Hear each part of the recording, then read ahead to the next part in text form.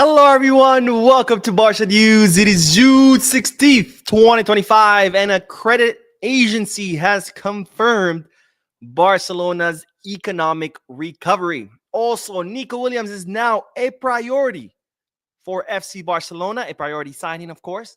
And finally, Ademola Lookman, is slipping away from Barcelona. We have a lot to discuss, so let's begin.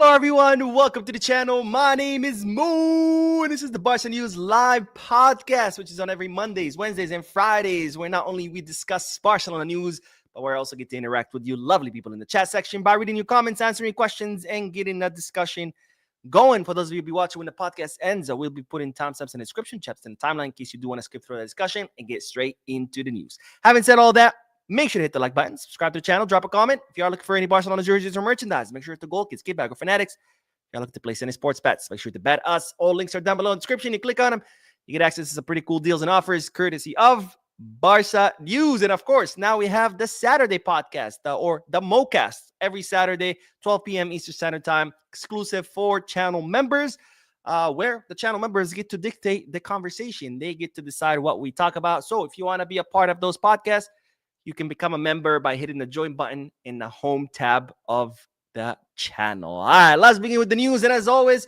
the first segment of news, or the first segment of this podcast, is comprised of multiple bits of news combined together for the sake of brevity. It started with the good news that, ladies and gentlemen, the Royal Spanish Football Federation have chosen Hansi Flick in as the best coach of the 2024-2025 season in what will be their first year of handing out awards. Yes, you heard that right. The Royal Spanish Football Federation have now created kind of like this new awards where it's going to be like a gala where they're going to hand out awards. It's going to take place in Madrid on June 20th and 21st, if I'm not mistaken. I might have the dates incorrect. But as part of their first year awards, they have chosen Hansi Flick as the coach of the 2024-2025 season. Of course, Flick had already won La Liga's award for being the best coach for this past season, and now the same award being won from the Royal Spanish Football Federation after an incredibly successful season for Flick, where he won La Liga, the Copa del Rey, and the Spanish Super Cup, which, well, of course, I refuse to call it the domestic treble. Okay, let's be clear here. The treble is the Champions League, La Liga, the Cup. That's it. Okay, let's not follow Madrid's antics and start inventing trebles like, oh, we won the Club World Cup and La Liga and the Joan Gamper Trophy. So that's 3 trophies. So that means it's a treble. No. So Champions League, La Liga, and the Copa del Rey. We did not win that. We won a double. La Liga and the Copa del Rey. And we also won the Spanish Super Cup. And as a result, Flick has won the Best Coach Award from the Royal Spanish Football Federation. And by the way, Flick is not the only Barcelona coach to win an award. Also, Pere Romeo has won the best coach in the women's category. He is the Barca Femini coach, and he has won the best coach in the women's category. So congratulations to both Barcelona coaches. And speaking of Hansi Flick, I do have an update in regards to Barcelona's preseason. As you know, yesterday I made a video with Barcelona's preseason schedule, where on July 13th, preseason begins with the players reporting to medical testing. Then there's going to be, July 14th, that's when they're going to start training. Then followed by 10 days of preparation. Then they're going to fly to play the 3 matches in Asia, 1 in Japan against Vissel Kobe, 2 in South Korea. Then on August 5th, they're going to return to the city of Barcelona. And then on August 7th, they had a friendly match in Casablanca, Morocco. Now, what's the new update? The new update that this friendly match will not take place anymore. So Barcelona will not travel to Casablanca, Morocco on August 7th anymore. Why? Because, of course, the team would have just came back from their Asia tour. They're leaving August 4th, but they're landing on August 5th. It doesn't make sense to come back and 2 days later have to go play a friendly in Morocco. And then 3 days later, because on August 10th, we have the Joan Gamper play yet another match. That doesn't make sense.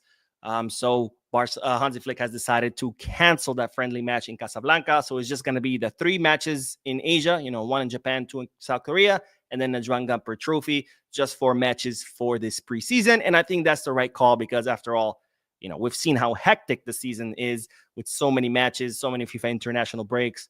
The last thing we want to do is also have a hectic preseason and then have the players start the season already tired. By the way, it kind of sucks for clubs playing the Club World Cup because they went from a long, hectic season to playing the Club World Cup. As soon as that's done, it's going to be the preseason and then right away the new season. I mean, I can't imagine what those players are going through. So it kind of is a blessing in disguise that we missed out on this Club World Cup. After all, by the way, total failure. Total failure. I had a friend today who sent me a picture or a video. He was watching the Chelsea versus LAFC. He was at the stadium, and I mean, the stadium was empty.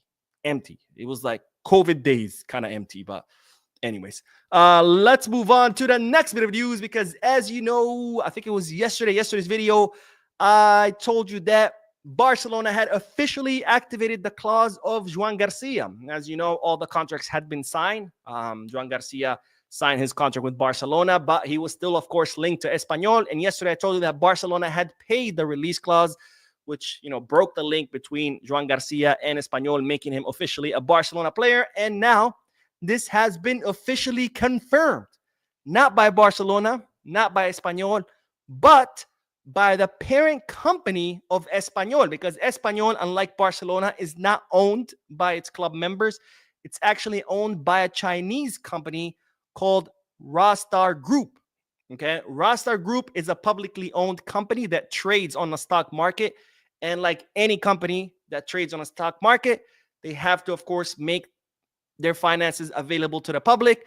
And in the paperwork that Rostar Group filed, they showed that Barcelona did indeed pay the 25 million euros for the release of Joan Garcia. So this is official, ladies and gentlemen. Barcelona have paid the release clause. Joan Garcia is no longer an Espanyol player. He is now officially a Barcelona player because he had already signed his contract with Barcelona. So now the only thing pending is the official announcement by the club. By the way, they're also saying La Liga approved all the paperwork. So everything is good to go. It's good to go with the player, with both clubs, with La Liga. Everything's good to go. Joan Garcia is a Barcelona player. Again, the only thing remaining is the official announcement by FC Barcelona. They're saying the announcement might come this week, maybe next one. What they're waiting for is for the players' green light. Because Joan Garcia, of course, Espanyol is his boyhood club. He came up through their academy. He wants to first say goodbye to the club and to the fans and to his teammates. Once he's done that, then he's going to give the green light to Barcelona for Barcelona to make the official announcement. And of course, Barcelona want to respect the players' wishes. So they're going to hold off the official announcement until Joan Garcia gives them the green light. But just know that Joan Garcia is a Barcelona player. Release clause paid, contract signed, La Liga approved everything. We are good to go, ladies and gentlemen. And speaking of goalkeepers, we have to talk about Ander Astralaga, the 21-year-old Barca Athletic goalkeeper, because Barcelona are looking to send them out on loan. Why? Well, we have a million goalkeepers now. We have Ter Stegen, who still hasn't left. We have Iñaki, who still hasn't left. We have Szczesny, who's about to renew. We have Joan Garcia that we just signed. We have Diego Coche. We have Jakubishvili. We have Astralaga. I mean, we have a million goalkeepers.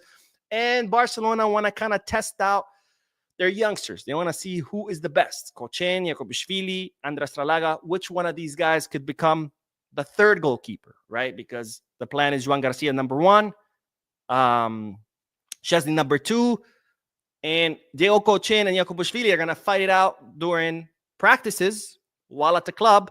Astralaga, on the other hand, Barcelona, they want to send him out on loan because, of course, he is the Barca Athletic goalkeeper. If he stays at the club, he'll be playing like 4th division. They want to send him out to, a club in higher division where he can get minutes, where he can grow, develop, and then where Barcelona could watch him and see, okay, is this a guy that can potentially become a first goalkeeper in the first team?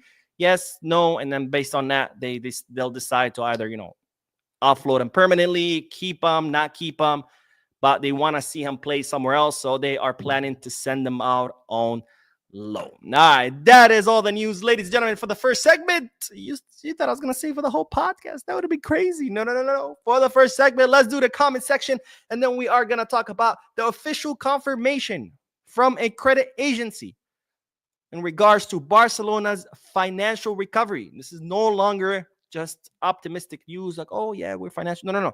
This is an official confirmation from a credit rating agency. This is huge. Java the Hut says, if Nico Williams comes, I don't see any room for Dani Olmo, especially with his injury history and Gabi and Fermin being on a team. He will most likely be sold next summer. I don't see the club selling Dani Olmo because we paid a lot of money for him. We paid 60 million euros for him. So there's a problem with amortization. A lot of people forget about amortization. And amortization is a real thing. It affects financial fair play just as much as a salary affects. And amortization is pretty much, paying for the cost of the player, right? And you have 5 seasons to do it. So if Olmo costs you 60 million, that's 12 million euros per season in amortization rate. Plus you have to add that to his salary. Let's say his salary is 8 million. That's 12 million for amortization, 8 for salary. That guy is costing you 20 million per season on the wage books, right? Now, what happens with amortization is we've only had Dani Olmo for 1 season. That means we've only amortized 12 million euros. That means that Barcelona are yet to amortize 48 million euros, okay? So what does that mean? That if Barcelona sell him for 48 or less than 48 million, they will incur losses. And that would affect their financial fair play, negatively speaking. If they sell him for 48, they will break even. Anything above 48, that will be profit, but only past the 48 mark. If we sell him for 50, Barcelona did not just make 50 million. Barcelona just made 2 million, okay? People forget about amortization. It's very, very, very important. That's why it's not that easy to just buy a player and then sell him the next season when you paid a lot of money, because you have to amortize him, okay? And I don't see Dani Olmo fetching 60 million euros from other clubs. Why? Because, well, we're the only club dumb enough to pay 60 million euros for a player who we knew spends half of the season injured. This is not news, right? We know Dani Olmo's injury prone. His whole career has been like that. So we're the only club dumb enough to pay 60 million euros for a player who spends half of his season injured, and there's not going to be other club that will be dumb enough to make the same mistake. So for us to be able to sell Dani Olmo, it's going to have to be after several seasons. Plus, the player's not going to want to leave, right? Dani Olmo has made it very clear. That's his dream. He's always wanted to come back to Barcelona. Ever since he left, he's not going to want to leave, especially with a long contract. So then we're going to find ourselves, if we decide to sell him, we're going to find ourselves in the same situation as Ter Stegen, as all these Lenglet, all these other players, where we have to oh, well, what if we rescind your contract? What if we pay you a year's salary? What if we pay you 2 years? It's just not going to happen. And this is why I said from the beginning, Barcelona shouldn't have not signed Dani Olmo. People lost their shit and they lost their mind and they called me a hater about blah, blah, blah. And time is proving me right, because we did not need Dani Olmo. Is Dani Olmo a good player? Absolutely. Has Dani Olmo been key in certain matches? Absolutely. But a player that spends half the season injured for a position that's completely stacked and spending 60 million euros, it just did not make any financial or logical sense to me, because we had so many players that could cover that position. Why do we have to bring someone else? And not someone being someone that's always injured, and not someone being someone that we paid 60 million euros. To me, it will not make sense. And again, it's not about the player himself. It's about just common sense. If you have a stacked position, why would you bring more? We're talking about, we have 4 or 5 center backs, so we have to get rid of some. But we had 4 or 5 attacking midfielders, which is 1 position, as opposed to center back is 2.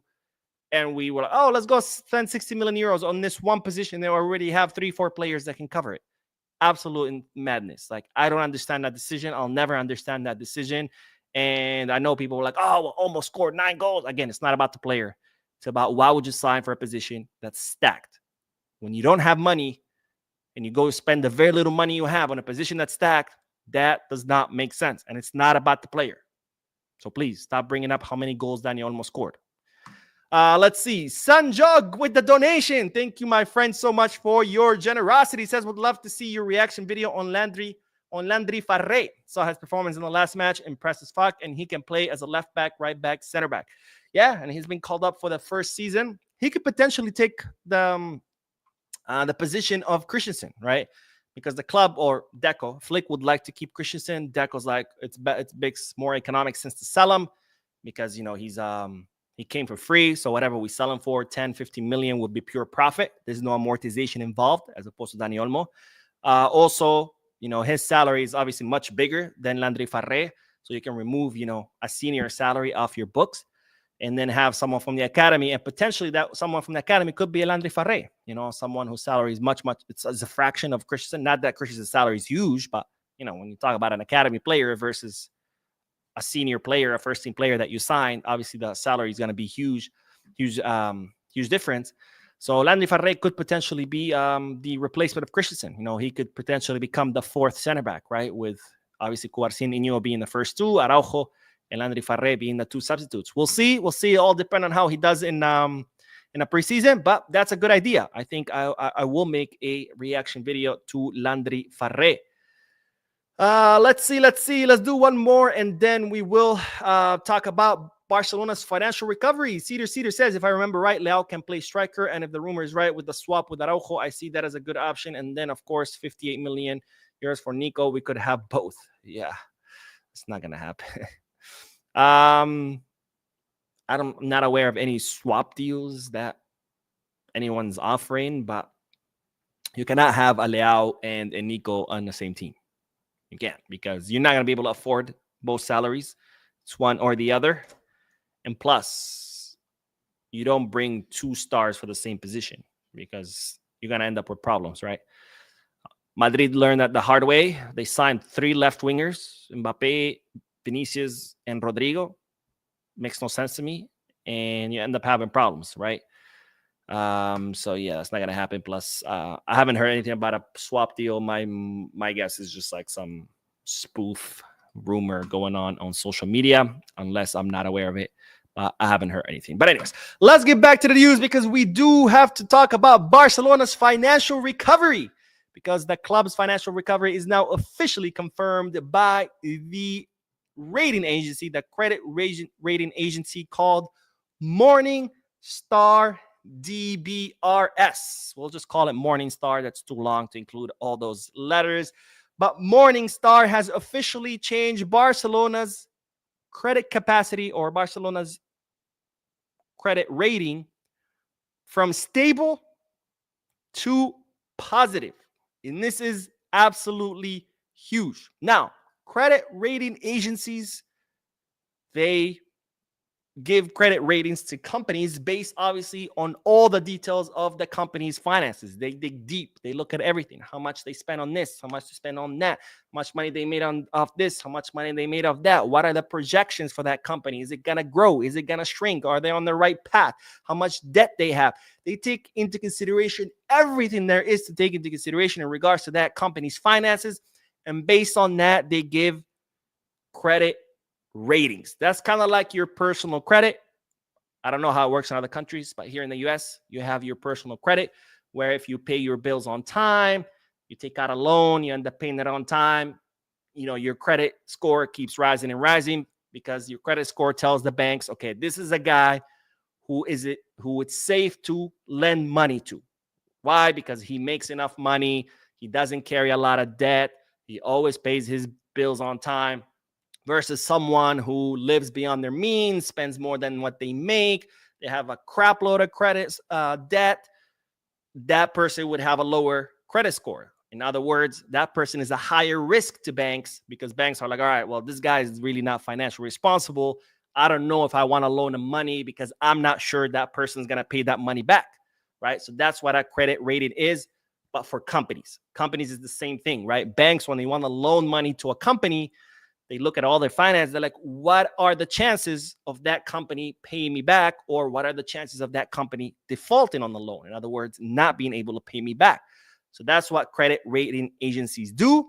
And while Morningstar have studied Barcelona's finances, and they've decided to change Barcelona's credit rating from stable to positive, which means that now Barcelona has a higher credit score or credit rating, because now they are on the right track in their financial recovery. Now, what has helped Barcelona change from this rating?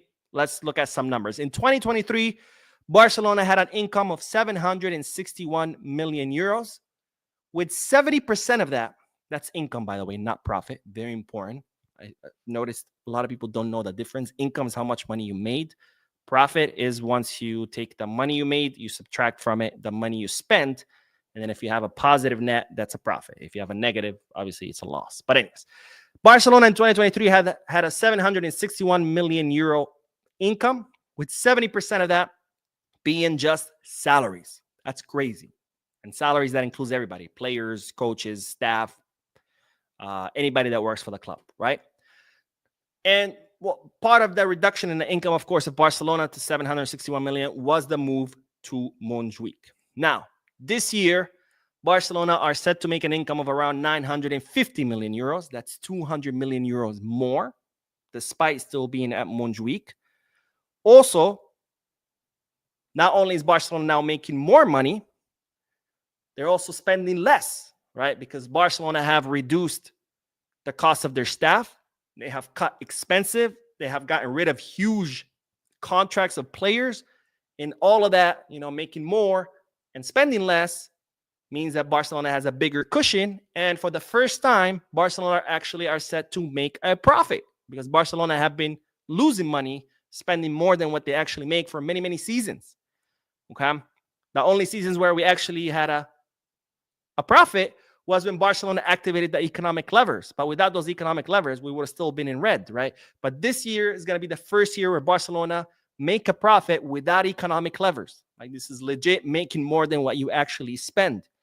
In all of this, Barcelona making more, spending less, has changed the Barcelona's credit rating from stable to positive. Now, Morningstar has also predicted that by 2027, Barcelona will have an income of 1.1 billion euros, billion with a B. That's huge. Remember, Real Madrid just hit the billion mark, and they're the first club in the history of football to hit the 1 billion mark. And Barcelona are projected to make that by 2027, with their salary being only 55% of that income. That's huge, because remember, in 2023, it was 70%. At one point, it was 90%. Under Bartomeu was spending 90% of Barca's income on salaries. That was insane. 2023 went down to 70%. By 2027, it's expected to go down to 55%, which shows that Barcelona are on the right track for financial recovery. And it's, of course, all thanks to Joan Laporta and his board of directors, who have done a great job when it comes to cutting costs, increasing Barca's income through more sponsorship deals, through increased sale of merchandising, through increase in TV viewership. And that's, of course, thanks to the team performing, because now that the team is performing, more people want to go to the stadium, more people want to buy the merchandise, more people want to see the TV. Plus, we have the money coming in from the trophies that we've won, from going all the way to the semifinal of the Champions League. So it's an effort by the board, Laporta, what the team is doing. All that together has meant that Barcelona are making more money, also spending less. And of course, that has changed Barcelona's credit rating. And that officially confirms that Barcelona is on the right track in their financial recovery. And of course, this will help Barcelona with loans, because after all, clubs take out loans all the time. And while they have a better credit rating, it makes it easier to borrow money. Plus, it gives you loans with lower interest rate, which is also important, because then you end up paying less over the life of the loan. By the way, Barcelona have a 1.2 or 1.3 billion euro debt. And sometimes I see people like, oh no, it's actually 3 billion, because Barcelona, they borrowed money for the Camp Nou's renovation. And I want to make a clear distinction here. Operational debt is not the same as debt from an active asset that generates money. Now, what do I mean by that? And by the way, this is an accounting thing. Any accountant will tell you those are two different debts that you don't combine. Operational debt is debt that you incur from your operations, right? You're spending more than what you bringing in. That's your operational debt. That's the 1.2 billion euros that Barcelona own. For example, to put it in regular terms, imagine you earn $1,000 a month. And those $1,000, you use them to pay your rent, your bills, your food, your clothes, etc., etc. But then you're like, you know what? F this. I want to live like a baller. I want to buy expensive clothes. I want to eat at expensive restaurants. So you start spending more than what you make, right? You make $1,000 a month. You start spending $1,500 a month. Now, in order to cover that extra $500, since you're not making it, you start putting it on your credit card. Right? So after a month, you owe $500, then $1,000, $1,500, $2,000, $3,000, $4,000. Next thing you know, you owe $10,000 on your credit card. That's the equivalent of the operational debt that Barcelona have, right? Which is not the same as the Camp Nou debt. Why? Because this debt affects your day to day. Why? Because you're still making $1,000. And out of those $1,000, not only do you have to pay your rent and your bills and your food, now you also have to pay your credit card debt plus the interest. So that's affecting you directly from your day to day. Now, imagine you go and buy an apartment as an investment property. You borrow $200,000 from the bank, you buy the apartment. Now, the apartment, between mortgage, taxes, insurance, everything, it costs you $2,000 a month, but you rent it out for $5,000 a month. Now we're talking about a different kind of debt. Why? Because the apartment is paying for itself, right? You got to pay $2,000 a month for the loan you took out, but you're making $5,000 off the rent. So the apartment pays for itself, and on top of that, you have $3,000 extra as profit for you. So now you're making $4,000, $1,000 from your salary plus $3,000 from your apartment. And that's why the two debts are not the same. The Camp Nou, once it opens, all the money it generates is going to be enough to pay its loan every month, and you're still going to have profit that's going to go to Barcelona's pocket, which will then help it pay its operational debt. So it's not the same. Don't listen to the idiots. They're like, oh, Barcelona actually owe $3 billion because it's 1.5 operational and 1.5 from the stadium. These people who just don't know basic finances or basic accounting, and God help them, because that's very important. Anyways, let's do the comment section, and then we are going to talk about Nico Williams, because there has been a shift at the club, and it's a big one. Justice Boyo says, hello, Mo. I'm Justice Boyo from the Gambia. How far with the Nico Williams saga? I'll tell you in a little bit, my friend, but thank you for your comment and thank you for watching. And Not the Gamer says, yo, Mo, how are you, my brother? I'm starting to see a pattern of Madrid taking our targets that cost too much money, like Guler and Mastantuono. I mean, that's always been the case. It's nothing new, honestly. I mean, part of it has to do with, by the way, Vinicius, that was a Barcelona target, despite him saying that it's always been his dream to, if you look at all his posts before he signed for Madrid, it was all Barca stuff. Rodrigo, same thing.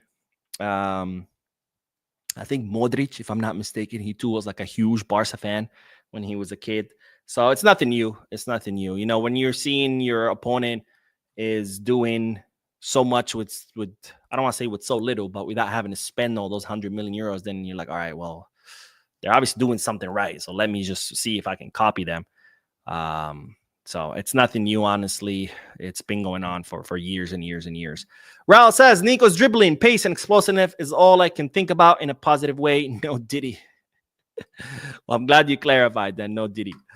Ogil says, bro, my name is Hope from South Africa. By the way, it's 1:38 in the morning, night, well, I guess technically AM here in South Africa. I love your context, bro. I'm a big fan. My dream is for us to sign Nico Williams. That's all, Biscar. So, well, thank you, my friend. I do have an update about Nico Williams. Don't worry. Romain says, Mo, would you do a swap deal to bring in Leao? And if yes, what does that mean for the Nico signing? No, I don't want Leao at the club. I think I made that clear before, but if I have it, I don't want Leao at the club. Don't get me wrong. He's an incredibly talented player, okay? But he's very inconsistent. He's a diva. He fights with his coaches. He causes problems. We don't need that kind of drama at the club.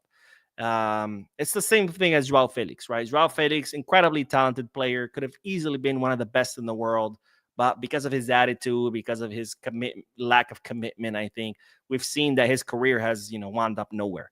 And it looks like Leao is following the same pattern, which is a shame. It's wasted talent. But no, I wouldn't trade Leao for anything or anyone. I don't want to see Leao at the club. If he comes for free, great, absolutely. But I wouldn't trade anyone for him. Maybe, I don't know. Maybe I would trade like a Gatorade bottle and a pack of gum. But an actual player, no. Jason Matias says, Mo, if you could go back in history and cancel one Barcelona signing, who would it be and why? Also, if you could make one signing, who would it be and why? Cancel one signing, just one, man, because there's a million that I would like to cancel, like the Braithwaites and the Malcolms and the Arthurs and Firpos and all those shitty signing under the Bartomeu era. But if I had to cancel one, I think it would have to be Coutinho, just because we spent so much money. My goodness, so much money. There's also the Griezmann, of course, but I think Coutinho was more expensive than Griezmann, if I'm remembering correctly. I think that would be it. Now, if I could just make one signing, my goodness, one signing. One signing. That's a tough one, man. That is a tough one. If I could have make one signing, I would have signed. Huh? Who would have signed? Just one. Maybe I would have signed Haaland when he was offered to us, and Bartomeu decided that Norwegian people don't know how to play football, and he signed Braithwaite because I think Braithwaite is Danish, right? Because Danish people play a lot better than Norwegian. I don't know, but anyways, let's do the next bit of news, because ladies and gentlemen, there has been a switch at the club, and that switch is in regards to Nico Williams, because Nico Williams is now the number one priority for FC Barcelona during this summer transfer market. Of course, as long as it's a viable one. Now, you might say, Mo, what has made the switch? Because yesterday you told us that Deco was still considering Luis Diaz, and that is true. For Deco, his number one option is still Luis Diaz. I'm starting to think Luis Diaz has a video of Deco banging a donkey or a goat or something, because that guy is obsessed. But I don't blame him. Luis Diaz is a pretty talented player. But my God, dude, just let it go. But anyways, Deco's number one option is still Luis Diaz. But for Joan Laporta, the number one target is now Nico Williams. And the reason for the change is, of course, the meeting that Nico Williams' agent, Felix Tainta, had with Deco. Now, a week ago, Nico Williams was completely ruled out. Joan Laporta had made up his mind that he did not want to see Nico Williams in a Barcelona jersey after what happened last summer, where he felt that the club went all out for Nico Williams, made it public. We want Nico, and Nico didn't end up coming. So he felt like Nico had kind of, I guess rejected us or spit in our faces, whatever it might be. And a week ago, Nico Williams was fully ruled out. Now, Nico Williams decided that he wanted Barcelona and Barcelona only. And despite his agent, Felix Tainta, offering him to all of Europe, Arsenal, Chelsea, Bayern, even to Madrid, he picked up the phone and told his agent, hey, Tainta, I don't care about all the clubs you're talking to. I don't even care what they're offering. I want to go to Barca and Barca only. Please meet with the club and let them know my position. So Felix Tainta caught the first plane out, flew to Barcelona, met with Deco, and told Deco, look, we're talking to a lot of clubs, but Nico has made it clear to me that he only wants to go to Barcelona. Now, Deco told him, look, we cannot sign Nico because we cannot afford the salary that he is demanding, which, as I explained to you before, that's the salary he was demanding from outside clubs, Premier League, Bundesliga. Why? Because Nico preferred to stay in La Liga, and if he had to leave, it better be for a lot of money. So that's when Felix Tainta replied, said, no, don't worry. Nico Williams doesn't care about the money. He will take whatever salary you offer him. If you want to offer him the salary that you offered us last summer, 12 million euros gross, which will be 6 million euros net, great. If you have to offer us a lower salary, Nico is also okay with that. He will accept whatever terms you have to offer him because he wants to come to Barca and Barca alone. Now, Deco took all that information, relayed it to Laporta, and that's what changed Joan Laporta's mind, because he really liked the gesture of Nico. His willingness to make the first step, his willingness to show that he only wants to come to Barca, and his willingness to accept whatever, because that shows that Nico is, emotionally invested in this move and is willing to accept whatever he's being offered. So now, in Laporta's mind, Nico Williams is the number one priority for Barcelona, ahead of Luis Diaz, Rashford, and that's pretty much it. Those are the three names currently being considered. Now, of course, just because Nico wants to come and just because Laporta wants Nico to come doesn't mean that that's it. Snap your fingers and the player is yours. We still have to figure out a way to pay the 58 million euro release clause. And then there's, of course, the salary, which has to be fit in the financial fair play. So this deal might still take a few weeks. We're not going to sign Nico Williams tomorrow or this Friday. We still have to figure out, are we going to be under the 1-1 rule? We're going to have to figure out how much financial fair play we have to maneuver. And of course, where are we going to get that money to pay Nico Williams' release clause, because relationships are broken between Barcelona and Athletic Club de Bilbao. So there will be no negotiations. You either pay the release clause or you can't have the player. So that's the good news. Nico Williams is now the number one priority. And despite being a good news and despite me being happy about this news, I have to say, this kind of shows how something I've criticized the board for. That it looks like Laporta just rules on a whim. Because 1 week ago, Nico Williams was completely ruled out. This week, he's the number one priority. What changed?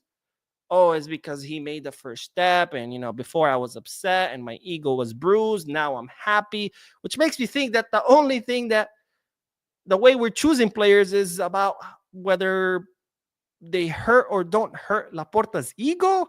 I mean, what happened to analyzing the players' talents, potential, whether they would fit in the squad or not? Apparently, that's all out the window. All that matters is whether Laporta's ego is bruised or not. And I'm happy about the news, but for fuck's sake, man, you're running one of the biggest clubs in the world. And you're seriously telling me that you went from ruling out a player to wanting to sign him just because your ego was bruised a week ago, and now your ego has been satisfied because Nico Williams made the first step? I mean, my God, we got a man-child in the president's seats. Anyways, let's do the comment section, and then we are going to talk about Lookman, because Lookman, get it? Terrible joke. Looks like he is slipping away.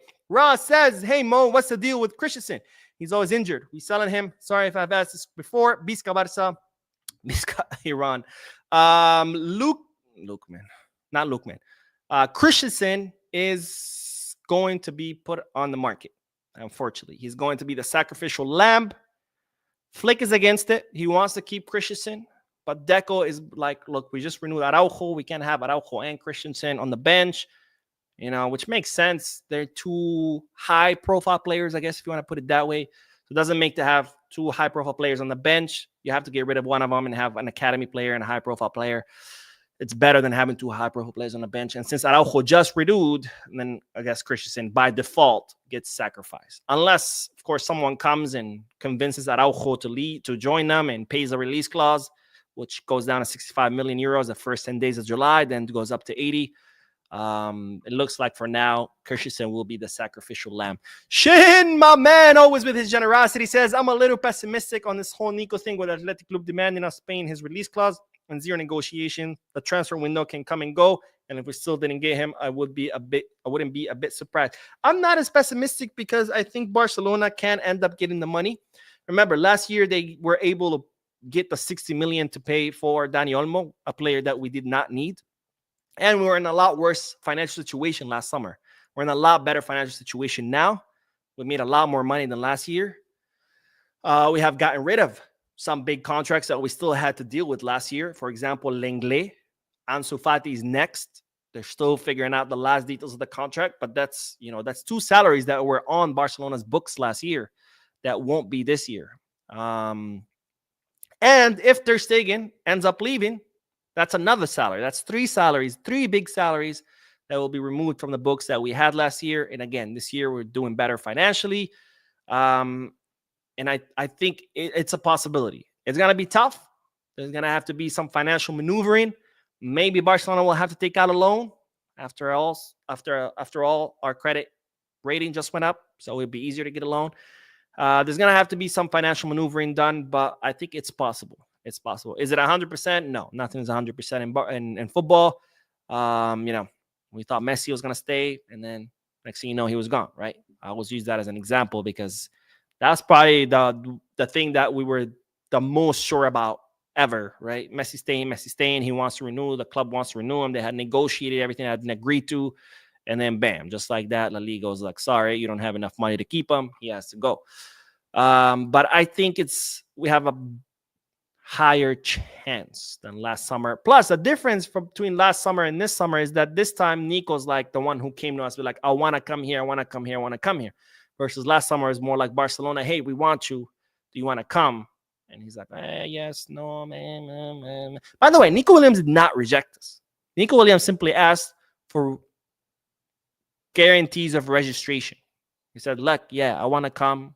They agreed on everything. They had agreed on the salary, the contract line, everything was agreed to. He was like, all right, but we need guarantees that you're going to be able to register my player. That's what Tainta says. And the club was like, sorry, we can't do that. So he's like, all right, well, he wasn't going to leave his club to go to another club and not be able to be registered. And it looks like he made the right decision. Remember what happened with Dani Olmo and Pau Victor? They missed the first 2-3 fixtures of La Liga because they weren't registered. And then Christensen gets injured. And then they get registered in his place. What happened if Christensen would have gotten injured? They would have missed the whole first half of the season, right? And then they still had to miss more matches after the winter break because then their registrations expired. And then we had to go to a court and then another court and another court. And eventually the registrations got granted.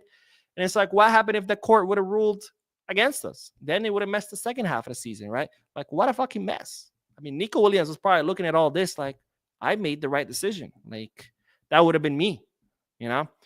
And it wasn't an outright rejection. It was a very reasonable thing. It's kind of like, a company comes and says, hey, we want to hire you. You need to quit your job, but we can't guarantee that we're going to pay you your salary. It would be like, what? I need to pay my bills. Yeah, most likely we would pay your salary. You're going to be like, that's not good enough. I want guarantees. I have a job right now that pays me and pays my bills. I can't leave that security to go to a company where I don't know if I'm going to get paid or not, right? Now, of course, Nico Williams would have been paid. He just wouldn't have been able to play because he wasn't registered. But, you get the comparison because there's no equivalent of us normal human beings being registered. But anyways, let's do one more comment and then we'll do the last bit of news. But Turbo Barca, vroom vroom, says AC Milan offered a swap deal to Barca and the deal is Leao for Araujo. I haven't heard anything about that. I could be wrong, but I wouldn't take Leao. I would rather Araujo for cash, honestly, because then I could take that 65 million euros and go sign Nico. I don't know. Let's see. Sean says Landry Farré is more right back, but his profile is very much like Timber from Arsenal, so could take that backup spot at right back. Landry Farré is more like the physical. It's a very physical profile, like tall, big, strong, good in the air, good in tackles and duels, but he's also technically able, so he could also build from the back. But of course, we'll have to see how he does in the first team, right? Because again, just because you do well with academies or lower or reserve teams doesn't necessarily mean you do great with the first team. Hopefully he does, because hey, if we can keep promoting young players from the academy that cost us nothing, I'm all for it.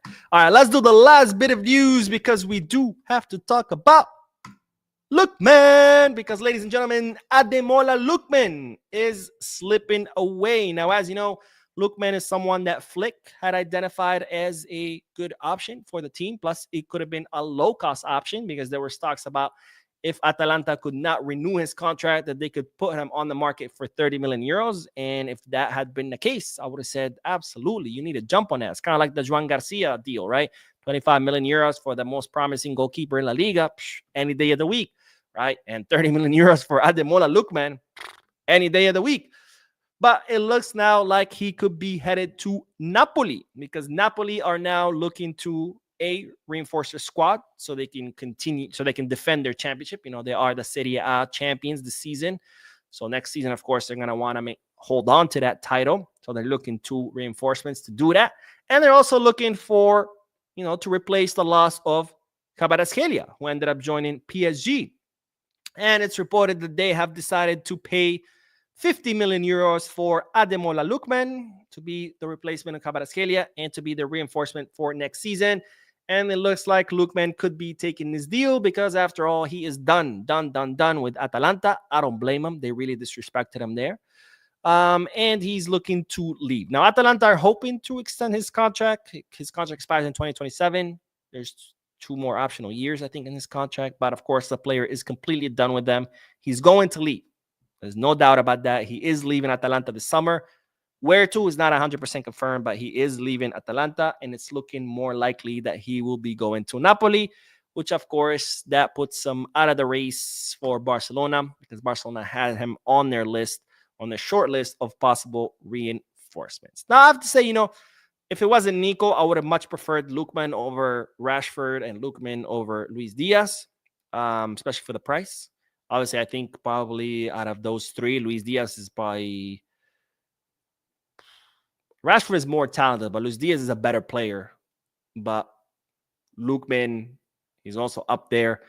And after the Europa League that he had, not this last one, the one before, after how he destroyed Real Madrid. I mean, I think he would have been a great option, especially for 30 mil. So for me, if it was Nico, then Lookman, like very close, and then maybe in third place, Luis Diaz, and then Rashford. But it looks like no more Lookman, at least to be considered. So now it's back to Nico, Luis Diaz, or Rashford, with, of course, Nico being the number one priority for the club, Luis Diaz being the number one priority for Deco, and Rashford, he's just there in case none work out. Then, hey, Rashford, you want to come over? And, of course, there's the Perisic deal, but the Perisic is kind of like last ditch. Like, man, we couldn't sign anybody. Then we would consider Ivan Perisic, which, not to knock the player out. I mean, he's incredibly talented, but he's 36 years old. Like, come on. Anyways, let's do the comment section. And then that's it. Because no more news. Of course, there is a video later tonight because there's always more videos, because there's always more news. Just another person says, Mo, I don't think we're going to get a bill if we don't continue competing for trophies every season. Won't we need a perfect season every season? No, because we're going back to the Camp Nou next season. So that right there, it automatically increases the profits, I think, by 100 mil, if I'm not mistaken. And then as the stadium, yeah, because we lost, or was it, I think it was 70 mil that we lost from going to Montjuic. So going back to the Camp Nou automatically increases it by 70 or 80 mil, with the Camp Nou being at the 60% capacity. As the Camp Nou reopens, as the VIP suites continue to be sold, that only is going to go up and up and up. And the Camp Nou, I think it's projected to make 300 or 400 million euros per season. So as we go back to the Camp Nou, our profits are going to go back up, regardless of how we do seasons. Of course, having great seasons, that helps, right? Because the more trophies you win, the more money you make. But no, we don't have to have a perfect season because, again, going back to the Camp Nou, that will mean a huge jump in our profits. And not just from the Camp Nou itself, from ticketing, right? And VIP seats and hospitality, blah, blah, blah. Then there is sponsorships, right? Putting up a billboard at the Camp Nou costs a lot more than putting up a billboard at Montjuic. So that's more money there. Also, you're talking about merchandising. Believe it or not, they're linked. There is no Barca store at Montjuic. There is a Barca store, of course, the biggest one at Camp Nou. So if you're having people going to the stadium watching the matches, that's more people going through the store and buying stuff. So it's like a snowball effect. Just by going back to the Camp Nou, it automatically means a huge increase in our profits, regardless of how we do in our seasons. Now, of course, if we continue to have good seasons, that's even more money. But no, we don't have to have a perfect season to continue making money. Ross says, dude, thanks for detailing the finances for us. Well, at least me, I'm just a firefighter in San Diego with a horticulture degree, professional club finances. Okay. Well, I didn't know you were a firefighter. That's pretty cool, man. That's pretty awesome. Thank you for your service. That's a very, very cool job. Shamar says, come man, Deco. Let's get this Nico deal complete. What's your thoughts on the left wing options mode? Do you think Nico is the best option? And who else you choose after him? Well, again, he's number one priority now, so it's all going to depend on whether we can afford to pay the clause. But for me, yes, Nico is the best fit because we see how he shines with Spain, which is the same system as Barcelona, or a very similar system of how Barcelona plays. We see how he shines with Spanish players, which happen to be Barcelona players.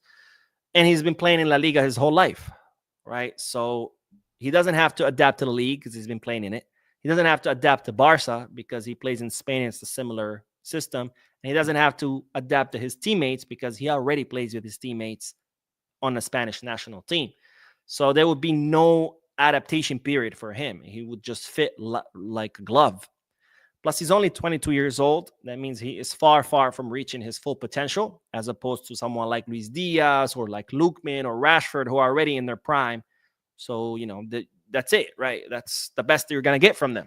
Not Nico. Nico's still getting better. And then again, his age. Not because his age gives him a higher ceiling, but also his age means that we can get him for more years. His amortization is better. So financially speaking, that's also good. And, if we're talking about building a young squad for many seasons to come, it makes a lot more sense to sign a 22-year-old versus signing a 28-year-old, right? Because a 22-year-old can be at the club for the next 10 years. A 28-year-old is only going to be here for 4 more years. So I think he is the best fit. Now, if I couldn't have him, I think Nusa would have been really cool. But out of the possible signings, obviously, because I don't know how possible Nusa is, I think Lookman would have been a cool second. Leo Fold says, "Hey Mo, would a financial takeover would have helped Barca or would it have hurt the club?" Here's the thing about finance. This is what makes FC Barcelona, and what makes it más que un club is that it belongs to the socios. So selling the club, you are pretty much going against the identity of the club itself. I mean, that's what makes FC Barcelona, right? The fact that it's owned by its clubs. Would have helped it? Sure. I mean, it would have been the easy way out. But the easy way out, it doesn't mean it should always be the way out, right? Because if you are preserving the club's identity, means keeping the club owned by its members. And sure, it would take you a lot longer to recover. But are we looking for the easy way out, or are we looking for preserving the club's identity? Right. Plus, here's the thing about clubs that are owned by companies. You're at the whim of the owner. Look at Chelsea, right? Chelsea, they sign, they sell, and it's just nobody has a say. It's owned by one guy, Talboli. He gets to do whatever the fuck he wants. So if I'm the CEO of Barcelona, I own it, and I'm like, hey, my club is struggling, financially speaking, thinking as a businessman, you know what would make great sense? Selling Lamine Yamal. 300 million euros, boom, that solves a lot of Barca's problems, right? Oh, the fans don't like it? I don't give a shit. I own the club. What are you going to do about it? Nothing, right? Look how badly Valencia used to be one of the top teams in La Liga. People forget this, but Valencia used to win La Liga titles. And now they are like barely fighting relegation. Why? They have an owner who hasn't even stepped foot in Spain in I don't know how many years. And he's just like completely mismanaging the club. Can the fans do anything about it? No. Because it's owned by that guy. He can do whatever the fuck he wants, right? Barcelona, we had, Bartomeu was mismanaging. The socios reacted super late, but they reacted and they got him out of there. So you get a little more say when it's owned by. Now, I'm not saying either one is a perfect system, but I would prefer the club be owned by its members. Edwin says, saw ESPN was dumbfounded that Barca is looking to sign a left winger. How do these guys get paid to analyze and report the sport, yet they are clueless about everything? You know what? I wonder that every single time. Every time I watch a match and I'm hearing the commentators and I'm like, what? Like, what? Sometimes I feel like they get paid to say the dumb, to say dumb shit on purpose. Obviously, they are getting paid to say the things that they say, but sometimes I feel like in their contract, it stipulates you must say dumb shit or you're not getting paid. And it's like, they're like, all right, well, I got to get paid, so I got to say dumb shit. Because, yeah, I'm always dumbfounded by the stuff that they say. Let's see. What else? Trini Barca fan says, I agree with you on canceling Coutinho. When I saw that Dembele could do, I said Coutinho was unnecessary. One signing, Van Dijk, we needed. Oh, you know what? That's a good point. Van Dijk. I did not think of Van Dijk. That would have been, I think he was offered to Barcelona, if I'm not mistaken, before Liverpool signed him. So that's one of the many signings that, Bartomeu was like, Van Dijk sounds like trash. It's like, what the fuck, man? Shin with another generous donation says, I said it last summer and I'll say it again. If we can't get Nico, I'd personally love to see Adeyemi from Dortmund back up Coutinho, dude is speed on speed with fantastic footwork. Just my piece. Adeyemi would be an interesting option, but let me see. When is his contract up? Let's see. 2027. With a 45 million euro market valuation. What do you think Dortmund would want for Adeyemi with a 45 million euro valuation and with 2 years left on his contract? Assuming that, of course, they don't renew it first, and then they're like, I mean, knowing Dortmund and how they like to profit off their players and how they like to put huge price tags on them, I mean, I would guess they would want something north of 80, 90 million, which would make it obviously completely out of range. But yeah, I mean, Adeyemi would be a great choice. I mean, I like the guy, but I don't know how how financially feasible it would be. Because I think he wants to stay at Dortmund, if I'm not mistaken. I don't think he's looking to leave. But I could be wrong. I don't follow Dortmund that much. I think I read somewhere that he was looking to stay. But yeah, that would be a good option. All right, let's see. Rogelio says, if we get Perisic, I'm going to be pissed. I mean, I don't think it's a bad option. I think it would be a bad option as a first signing. But as someone like a bench player, like an Aubameyang type player who could just, or like maybe like a Luke De Jong kind of player that can come off the bench the last 20 minutes and score a goal. And I don't mind it, especially as you'd be a free agent and his salary would be incredibly low. But as a main signing, like as a guy who would start, obviously that's not possible. He's 36. He's not able to start every match and play 90 minutes of every match. But I wouldn't mind him having him on the bench. Jason says, remember last summer when fans donated on their TikTok for Nico? I hope they used those funds. Probably made something. Maybe we should start a GoFundMe. Do it the Nico fund and then send it to the club. Maroon Samih says Barcelona now is better and also everything will be fine with this transfer for Barcelona. I hope so, my friend. Wiz says the ball is now in Barcelona's hands. If they want Nico or any other worthwhile left winger, they're going to have to pay. That's why Araujo might be on the market. The only problem with Araujo is, his desire not to leave. But if Barcelona receive, obviously if someone convinces them and that club pays the release clause, then that's it, right? But as long as the player wants to stay, and here's the thing, right?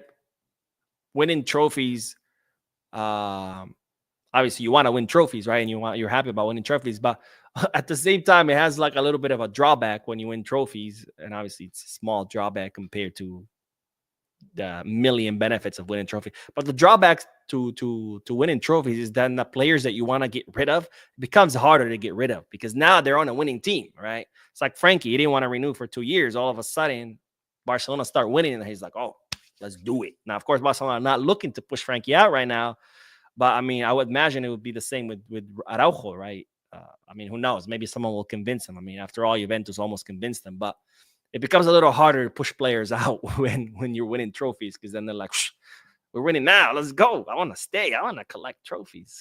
I mean, who wouldn't, right? Falcon Vizio says, that's mean we finally never going to hear about financial fair play again. I mean, financial fair play affects every transfer market. We're going to be hearing about it for as long as we're alive. The Matrix says, if we get Nico, should Rafa play behind Lewa? That's probably what the plan will be for Rafinha to play as an attacking midfielder. I mean, he's honestly more of an AM than he is a winger at this point. Because if you notice, obviously Rafinha doesn't have the 1v1, the dribbling skills. And that's something you definitely need as a winger in Barcelona, right? Because Barcelona heavily depends on their wingers to spread the pitch, to create space through the middle.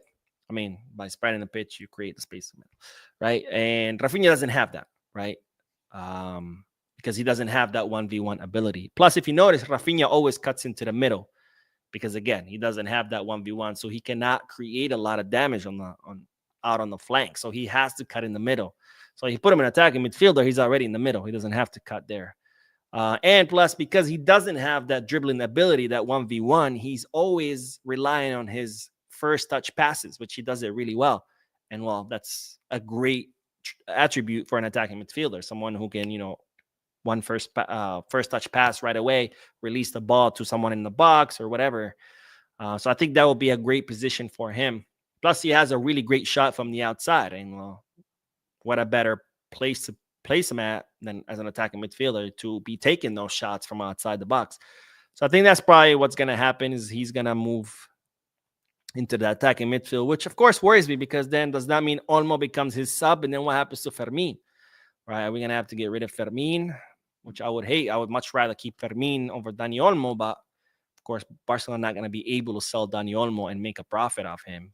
So Fermin would become the sacrificial lamb because he didn't cost us anything. So there's no amortization cost for him. So if we sell him for 70 mil, that's 70 mil profit. If we sell Dani Olmo for 60 mil, that's only 12 mil profit. Here's the thing. That's why I kept saying we should have not signed Olmo. But people don't listen, man. They don't listen, man.